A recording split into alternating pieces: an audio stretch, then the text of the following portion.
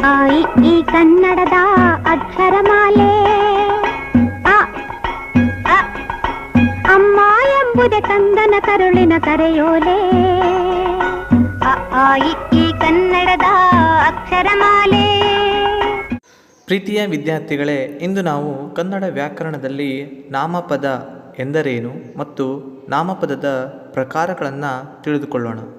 ಮೊದಲಿಗೆ ನಾಮಪದ ಅಂದರೇನು ಅಂತ ತಿಳ್ಕೊಳ್ಳೋಣ. ಯಾವುದೇ ವ್ಯಕ್ತಿ, ವಸ್ತು, ಸ್ಥಳ, ಪ್ರಾಣಿಗಳ ಹೆಸರನ್ನು ಸೂಚಿಸುವುದು ನಾಮಪದ. ನಾಮಪದಗಳ ಮೂಲರೂಪವನ್ನು ನಾಮಪ್ರಕೃತಿ ಎಂದು ಕರೆಯುತ್ತೇವೆ. ಉದಾಹರಣೆಗೆ ರಾಮನು ಎನ್ನುವ ಪದದಲ್ಲಿ ರಾಮ ಎನ್ನುವಂಥದ್ದು ನಾಮಪ್ರಕೃತಿ. ಬೆಂಗಳೂರಿನಿಂದ ಎನ್ನುವಂಥ ಶಬ್ದದಲ್ಲಿ ಬೆಂಗಳೂರು ಎನ್ನುವಂಥದ್ದು ನಾಮಪ್ರಕೃತಿಯಾಗಿದೆ. ನಾಮಪದದಲ್ಲಿ 9 ಪ್ರಕಾರಗಳಿವೆ. ಅವುಗಳು ಯಾವ್ಯಾವುದು ಅಂತಂದರೆ, ಮೊದಲನೇದಾಗಿ ವಸ್ತುವಾಚಕ, ಗುಣವಾಚಕ, ಸಂಖ್ಯಾವಾಚಕ, ಸಂಕೇಯವಾಚಕ, ಭಾವನಾಮ, ಪರಿಮಾಣವಾಚಕ, ಪ್ರಕಾರವಾಚಕ, ದಿಗ್ವಾಚಕಗಳು ಮತ್ತು ಸರ್ವನಾಮಗಳು. ಹೀಗೆ ನಾಮಪದದಲ್ಲಿ 9 ಪ್ರಕಾರಗಳಿವೆ. ಅವುಗಳಲ್ಲಿ ಮೊದಲನೇದಾದಂತಹ ವಸ್ತುವಾಚಕ ಅಂದರೆ ಏನು ಅನ್ನೋದನ್ನು ನೋಡೋಣ. ಯಾವುದೇ ವ್ಯಕ್ತಿ, ವಸ್ತು, ಸ್ಥಳ, ಪ್ರಾಣಿಗಳ ಹೆಸರನ್ನು ಸೂಚಿಸುವುದು ನಾಮವಾಚಕ ಅಥವಾ ವಸ್ತುವಾಚಕ. ಅದರಲ್ಲಿ 3 ಪ್ರಕಾರಗಳು. ಒಂದು ರೂಢನಾಮ, ಎರಡನೇದು ಅಂಕಿತನಾಮ, ಮೂರನೇದಾಗಿ ಅನ್ವರ್ಥನಾಮ. ರೂಢನಾಮ ಅಂತಂದರೆ ಅನಾದಿ ಕಾಲದಿಂದ ರೂಢಿಯಲ್ಲಿ ಬಂದ ಶಬ್ದಗಳು. ಉದಾಹರಣೆಗೆ ಜನರು, ನದಿ, ಬೆಟ್ಟ, ಪರ್ವತ ಇತ್ಯಾದಿ. ಅಂಕಿತನಾಮ ಅಂತಂದರೆ ವ್ಯವಹಾರದ ಉದ್ದೇಶಕ್ಕಾಗಿ ಇಟ್ಟುಕೊಂಡಿರುವಂತಹ ಹೆಸರುಗಳು. ಉದಾಹರಣೆಗೆ ರಾಮ, ನಂದಿ ಬೆಟ್ಟ, ಮಾವಿನ ಮರ. ಅಂದರೆ ಇಟ್ಟಿರುವಂತಹ ಹೆಸರುಗಳಿಗೆ ನಾವು ಅಂಕಿತನಾಮಗಳು ಅಂತೇಳಿ ಕರಿತೇವೆ. ಇನ್ನು ಮೂರನೇದಾಗಿ ಅನ್ವರ್ಥನಾಮ.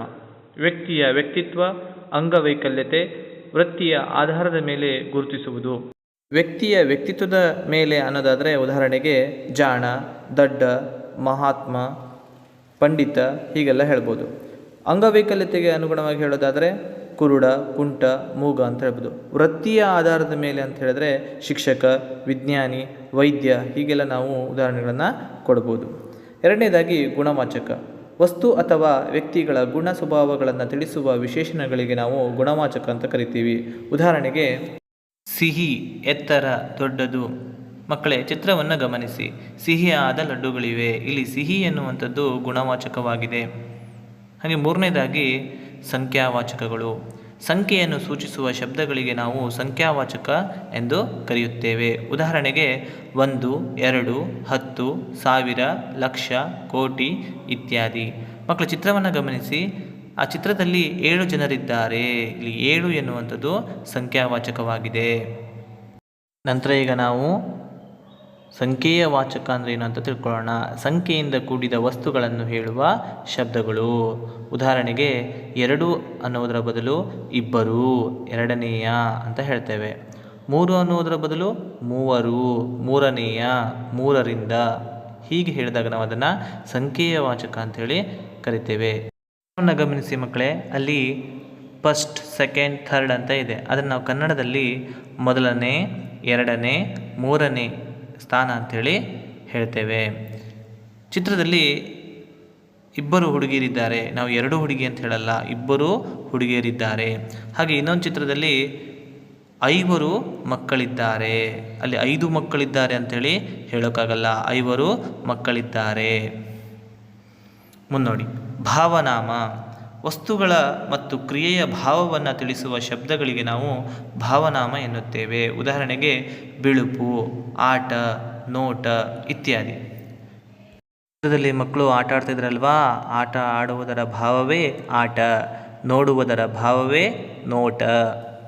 ಇನ್ನು ಪರಿಮಾಣವಾಚಕ ಅಂತಂದರೆ ವಸ್ತುಗಳ ಸಾಮಾನ್ಯ ಅಳತೆ, ಪರಿಮಾಣ, ಗಾತ್ರ ಇತ್ಯಾದಿಗಳನ್ನು ನಾವು ಪರಿಮಾಣವಾಚಕ ಅಂತೇಳಿ ಕರಿತೀವಿ. ಉದಾಹರಣೆಗೆ ಹಲವು, ಕೆಲವು, ಅಷ್ಟು, ಇಷ್ಟು ಇತ್ಯಾದಿ.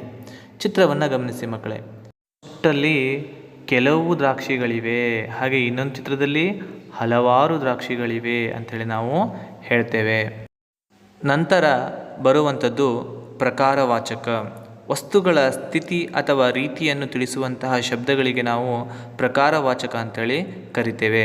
ಉದಾಹರಣೆಗೆ ಅಂತಹ, ಇಂತಹ, ಎಂತಹ ಇತ್ಯಾದಿ.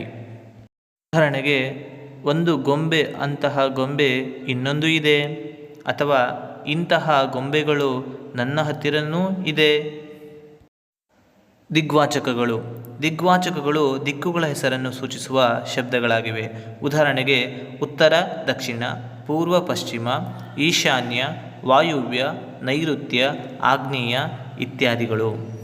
ಅಲ್ಲದೆ ಆಡು ಭಾಷೆಯಲ್ಲಿ ಹೇಳೋದಾದರೆ ಆ ಕಡೆ, ಈ ಕಡೆ, ಮೇಲೆ, ಕೆಳಗೆ, ಹಿಂದೆ, ಮುಂದೆ ಹೀಗೇನೂ ಸಹಿತ ದಿಗ್ವಾಚಕಗಳನ್ನು ಬಳಸಬಹುದು. ಕೊನೆಯದಾಗಿ ಸರ್ವನಾಮಗಳು. ನಾಮಪದದ ಬದಲಿಗೆ ಬಳಸುವಂತಹ ಪದಗಳಿಗೆ ಸರ್ವನಾಮಗಳೆನ್ನುವರು. ಉದಾಹರಣೆಗೆ, ಅವನು, ಅವಳು, ಅದು, ಇದು ಇತ್ಯಾದಿ.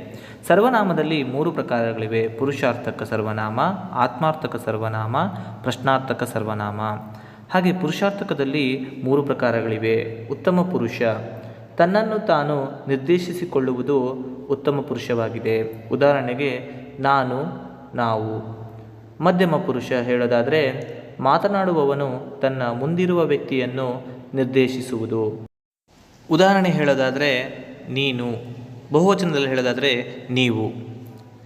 ಪ್ರಥಮ ಪುರುಷ, ಮಾತನಾಡುವವನಿಂದ ದೂರವಿರುವ ವ್ಯಕ್ತಿಯನ್ನು ನಿರ್ದೇಶಿಸುವುದು. ಉದಾಹರಣೆಗೆ, ಅವನು, ಅವಳು, ಅವರು, ಅವು, ಅದು ಇತ್ಯಾದಿ.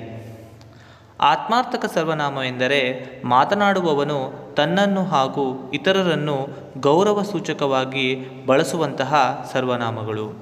ಉದಾಹರಣೆಗೆ, ತಾನು, ತಾವು, ತನ್ನ, ತಮ್ಮ ಇತ್ಯಾದಿ. ವಾಕ್ಯದಲ್ಲಿ ಬಳಸುವುದಾದರೆ, ತಮ್ಮ ಹೆಸರೇನು, ತಾವು ಬರಬೇಕು, ಹೀಗೆಲ್ಲ ನಾವು ಆತ್ಮಾರ್ಥಕ ಸರ್ವನಾಮಗಳನ್ನು ಬಳಸಿ ವಾಕ್ಯ ಮಾಡ್ಬೋದು. ಪ್ರಶ್ನಾರ್ಥಕ ಸರ್ವನಾಮ, ಪ್ರಶ್ನೆಯಿಂದ ಕೂಡಿದ ಎಲ್ಲ ಸರ್ವನಾಮ ಪದಗಳಿಗೆ ಪ್ರಶ್ನಾರ್ಥಕ ಸರ್ವನಾಮ ಎನ್ನುವರು. ಉದಾಹರಣೆಗೆ, ಏನು, ಏಕೆ, ಎಲ್ಲಿ, ಯಾವಾಗ ಇತ್ಯಾದಿ.